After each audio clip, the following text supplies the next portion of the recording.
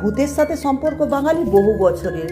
আর চতুর্দশীর প্রাককালে 14 প্রদীপ জ্বালিয়ে এবং 14 রকমের শাক খেয়ে দিনটা উদযাপন করার হিড়িক সকলের মধ্যে দেখা যায়। কিন্তু এটা কি কেবলই পৌরাণিক তত্ত্ব, না এর পেছনে অন্য কারণ রয়েছে?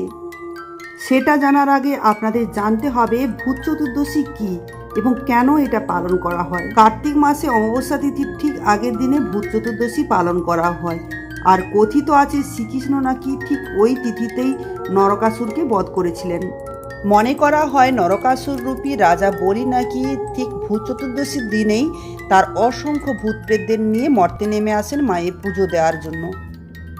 ঠিক এই কারণেই ভূত চতুর্দশীর দিনকে কিন্তু নরক চতুর্দশী অনেকে বলে থাকেন। এবার আসি কেন 14 শাক এই দিনে খাওয়া হয় এবং 14 প্রদীপ কেন জ্বালানো হয়। অনেকে মনে করেন ওই দিন নাকি প্রেত লোক থেকে সমস্ত ভূত প্রেত মর্তে নেমে আসেন। আবার কথিত আছে ওই দিন নাকি স্বর্গ এবং নরকের দরজা নাকি খুলে যায়। মনে করা হয় এই দিন যদি 14 শাক খেয়ে থাকেন তাহলে নাকি আমাদের মৃত পূর্বপুরুষদের আত্মার মুক্তি দেন যমরাজ।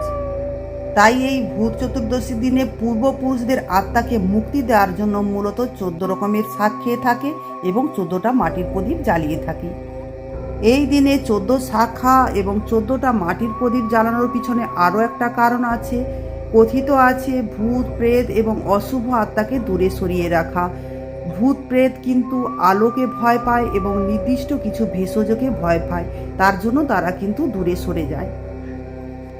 এতক্ষণ পর্যন্ত আপনারা পৌরাণিক কাহিনী জানতে পারলেন, কিন্তু বৈজ্ঞানিক কারণ অন্য কিছু বলছে। ঋতু পরিবর্তনের কারণে মানুষের মধ্যে বিভিন্ন রকমের অসুখ বিসুখ দেখা দেয় এবং এই সময় বিভিন্ন রকমের পোকামাকড়ের উপদ্রব দেখা দেয়।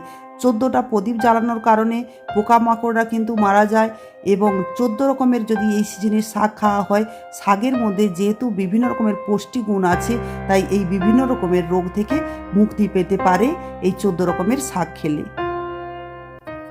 ভূত চতুর্দশীর দিনে 14 রকমের শাক খাওয়া এবং 14টা মাটির প্রদীপ জ্বালানোর পেছনে দুটো কারণই আপনারা জানতে পারলেন। আপনাদের মতামত কি কমেন্টে অবশ্যই আপনারা জানাতে ভুলবেন না।